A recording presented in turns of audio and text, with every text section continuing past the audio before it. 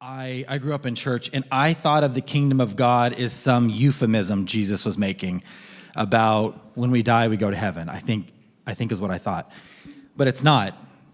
We've been talking this year. We learned this earlier this year. We talked about how even a lot of these words that we think of as these religious, they're spiritual words that we use in church are actually these concrete words that refer to their political words that Jesus started using to describe his kingdom and his followers. We learned how gospel, what more Christian word is there than gospel?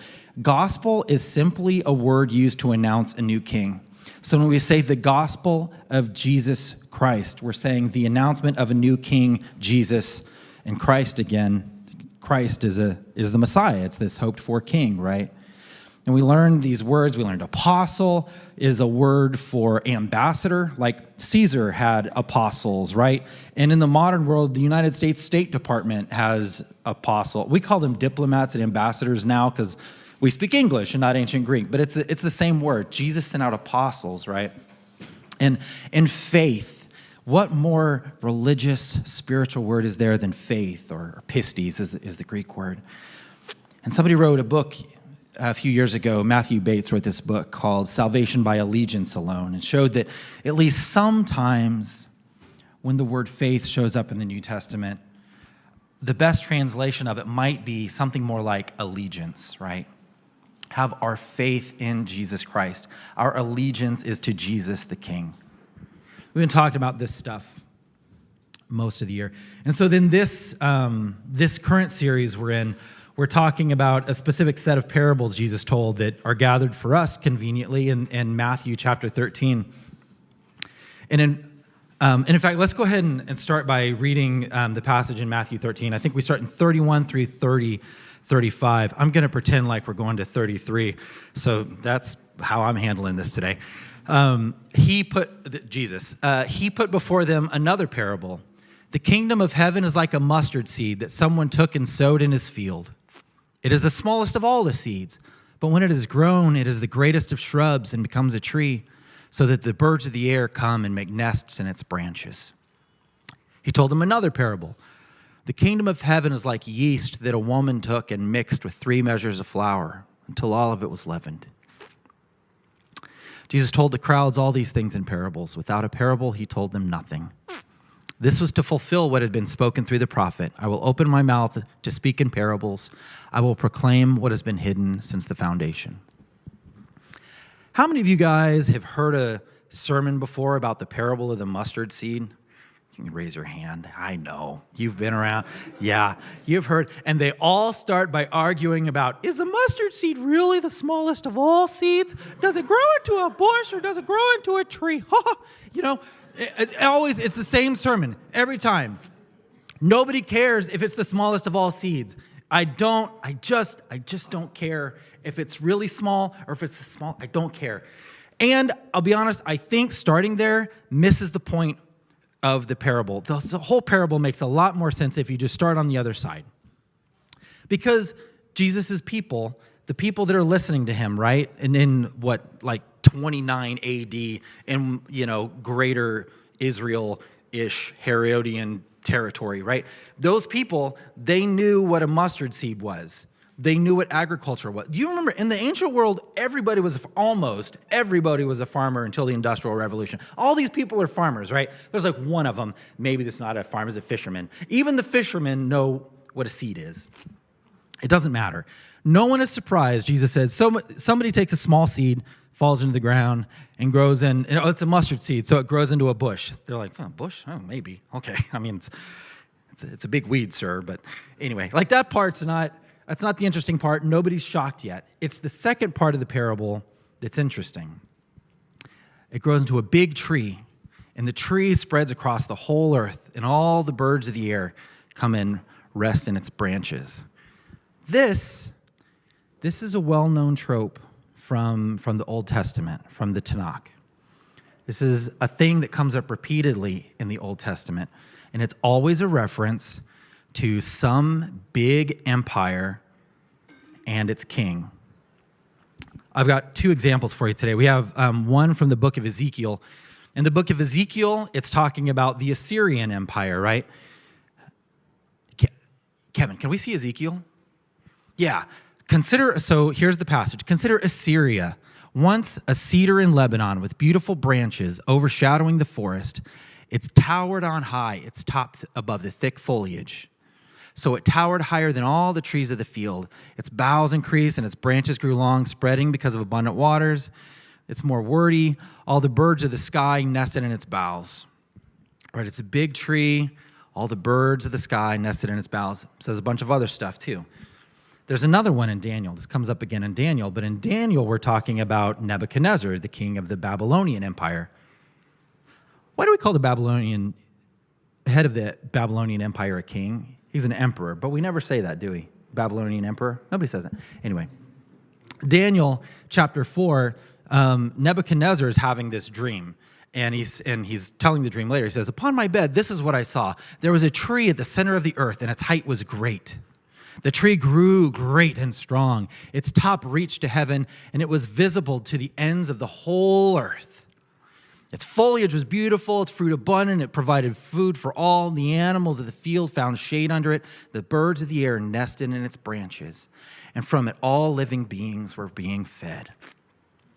So this is one of those stories where where the king needs his dream interpreted, and he goes with his advisors. None of the advisors know, so they're like, there's this Jewish kid. Let's go find him. I heard it, Daniel. So Daniel comes, just like happened with Joseph back in Genesis, right? So they bring in Daniel. Daniel understands the dream, and he says, O king, you are the tree. The tree is the emperor. The tree is the king for some reason. You see, the tree is big and it's mighty and it's strong and it provides for the whole earth and everything is good and the whole world revolves around the tree. And so Jesus says to a group of people who grew up hearing these stories, he says, let me tell you what my kingdom's like. My kingdom is like a mighty tree, and it's so big and it's strong, and you can hack at it with an axe, and it's going to be great and it's going to be fine, and all the birds of the... It's not what Jesus says, right? Jesus says, my kingdom's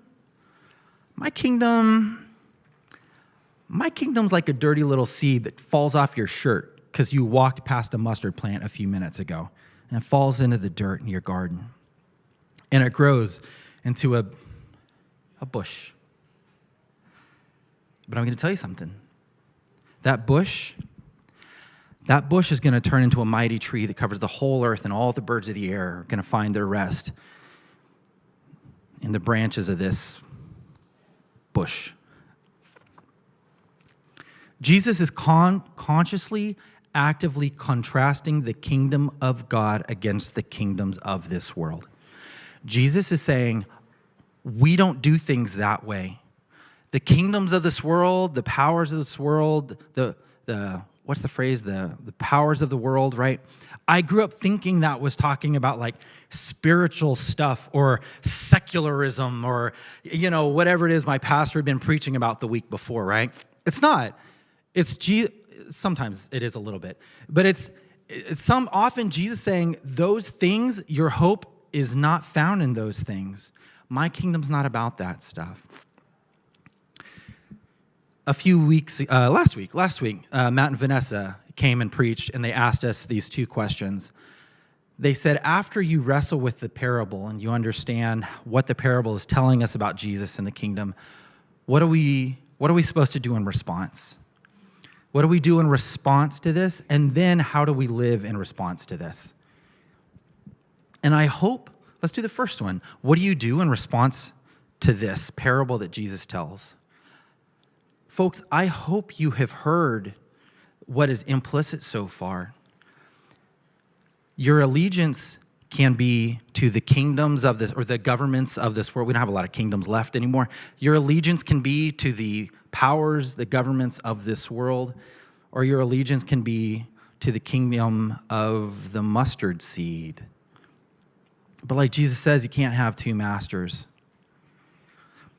And there are people, there are things that demand your allegiance. We train our kids to give their allegiance.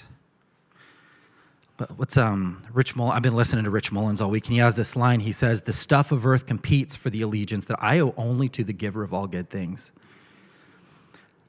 There's a lot of great things out in the world, but they're asking for too much. My allegiance goes to the kingdom of the mustard seed. How do we live as citizens of the kingdom of the mustard seed? What do we do? Who do we be? What do you do when you go home tomorrow? You go to sleep tonight, you wake up, you've forgotten all about this, and you have to go to work or school or whatever it is you do on a Monday morning, right? What do you do? I've been noticing this thing about Jesus for a while. That Jesus always seems to ally himself or work with or among I struggle for good words for it. People on the bottom, right? People who are on the margins, people who are having a hard go of things, right? And every time I find a modern word to describe it, it always seems to miss it a little bit. But people are having a hard time, the little person, the little guy. Jesus always seems to be there with them, right?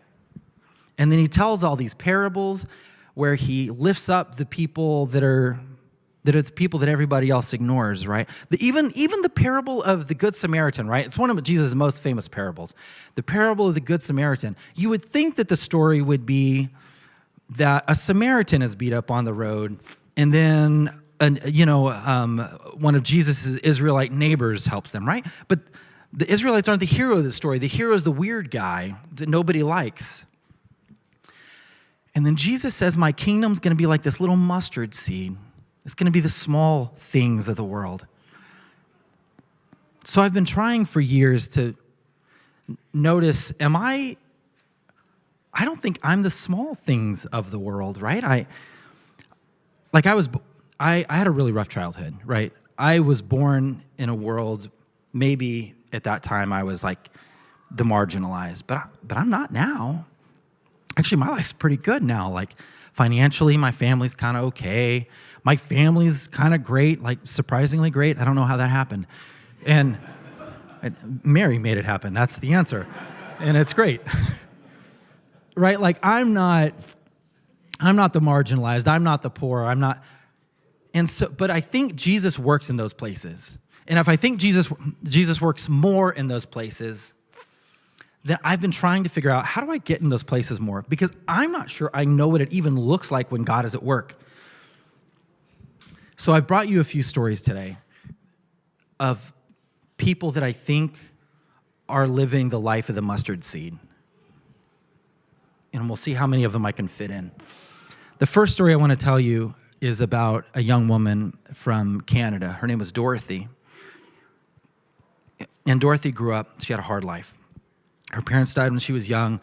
She was in a series of foster situations. One of her foster dad's grandfathers, I think, was assaulting her, right? And this is the world that Dorothy grows up in. Dorothy grows up, and just thing after thing after thing is hard in Dorothy's life, right? And Dorothy becomes kind of an angry person, as, she might be entitled to be, I guess. But, Dorothy grew up into this sort of person that I think, like if you grew up living next door to adult Dorothy, or frankly, even kid Dorothy, I think your mom might say, hey, don't go over to that person's house, right? Dorothy had lived a hard life, and when a lot of people in the world saw her, they saw someone that they could use. Dorothy was not someone exactly celebrated in the halls of, what's the capital of Canada? Ottawa? In the halls of Ottawa, right? Dorothy was a small seed.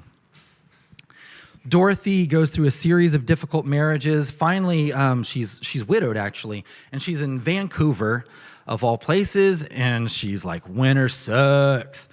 And she has a friend that says, Dorothy, I think you ought to, I know this orphanage in Mexico, and I think maybe you ought to just go there for a while and sort of reset your life. And so Dorothy's like, the Vancouver sucks. I think Mexico, I'm not sure what it's going to be like, but it's going to be better than this, right? So she buys this fifth wheel, has to get her son to teach her to drive it, drives down to this orphanage, sort of shows up unannounced.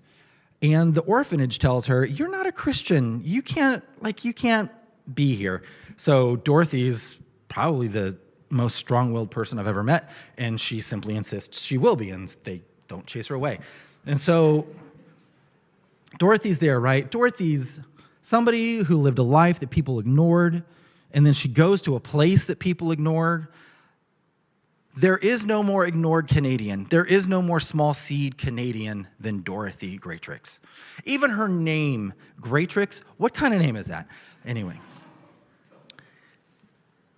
But Dorothy, in her small-seededness, she sits at this orphanage in this town in Vicente Guerrero, and she realizes there's this community in this town. It's an agricultural community, and it's dominated by these migrating farm workers, mostly indigenous people from Mexico, right? And she looks out, and she realizes there's something that Dorothy can see because of her small-seededness. She looks out, and she sees how many women are abused and how many women are literally bought and sold in these indigenous communities. And she says, that ain't right. And Dorothy does something about it. She starts a women's shelter, right? And Dorothy has story after story. I have to restrain myself from telling them to you because it feels like I'm just telling you sad stories to, be manipulative, right? But she's got sad story after sad story. And Dorothy stands at these gates, right, with these women who are afraid and have come to find shelter in her branches. And she stands at these gates when men show up. And they say, mi mujer está. And she says, you don't own any women. They're not here, not anymore. You don't get to come and make demands anymore. Dorothy lives in the kingdom of the small seed. I've been working on a documentary. I live in Los Angeles County. That's what you do. So working on this documentary about how the church responded to HIV and AIDS. Mostly the answer is not very well. I was born in 1982, right? So I don't actually remember much of this stuff firsthand, right? And so I feel like I have to just remind you guys what that decade was like that I mostly read about from books and talking to people, right?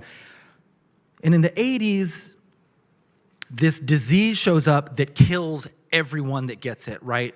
It's not, COVID was awful. We all remember COVID. It was awful, but it didn't kill most of the people that got it. It was bad, but AIDS was different. It killed almost everybody. As soon as you saw those purple, I talked to person after person after person that says you would see the purple spots and you knew within 6 months they're gone. And that's just the way it was for a long time, right? And then so many connected this disease to especially to gay men and intravenous drug users, right? And in fact, enough so that at times it was called the gay plague or the gay cancer, things like that. And you think about who was getting this disease, right? What was it like? This is just a thing we don't talk about in church, but it's a thing that happens in this country in which we find ourselves, right? There would be young men that would grow up in small-town America, and they knew secretly, they realized that they were gay, right? And they also knew, I better not be doing that stuff around here. This little town in Missouri, I do not belong here, and I better get out of here, right? And so that's why these big cities became like these gay hubs, right? San Francisco, LA, New York, right? And other St. Louis and places became these. Because people are leaving the small towns, right, to go find a place where they can explore that part of themselves, right? And so then this, what is it called? A gay plague shows up. AIDS shows up. And so many parents, and on TV, the pastors, the preachers are talking, they're saying, this is God's curse on you for your sin, and it's God's curse on you, sinner. Churches would not allow funerals to be had for people with AIDS. People, even people maybe who are doing a little better than that, were afraid because there was so much misinformation about how the disease spread, right? So I hear stories all the time about people who are in the hospital and nurses come in and nurses won't touch them. Nurses often will leave food at the door and there's a person who can't get out of bed, right? Like, it's awful, right? I don't want to belabor it, but I do want to set the scene. This is what was happening. And then so many of these parents would discover that their son had gone off to the big city because he was gay. At the same time, they discovered that he was dying of this awful, gross disease, and that's how people felt about it. And a lot of parents just abandon their families, right? Their kids. Story after story. I've been privileged, might be the word, to travel across the country and hear people tell these stories. We're talking about the parable of the small seed. I met this guy in Nashville, Dean. Dean had been a pastor in Louisiana in the 70s. Pastor of a successful church, and a good wife and kids, good family. But Dean was also a closeted gay man, and Dean made a lot of mistakes in that and lost his wife, and he lost his family, and he lost his career, right? The church eventually defrocked him. Dean went from being this very honored member of his town, right, to being somebody that people didn't talk about. And if you did, you just talked about, oh my God, I just can't believe. I just can't believe. And so he kind of flees to Nashville, right? He goes to this, we find a new start. He kind of knew some people in Nashville, winds up in Nashville. So he goes to Nashville, and what did he do? Oh, he found a job. He knew how to type, and apparently in 1980, that was a marketable skill. So he gets a job as a typist, working for some magazine or something, right? And the people who knew him still whispered stories about the awful things that Dean had done. Dean was a humiliated and a humbled person. But then HIV shows up. And his church was one of the few churches who recognized this problem in their community and saw Jesus' call to care for the sick. And I guess we better care for the sick, And so Dean winds up on this group of people in the church that start doing hospice care, I guess, right? Because remember, it's a death sentence, right? So if somebody gets it, the only kindness that people knew how to do was be with them as they were dying. So Dean tells this story.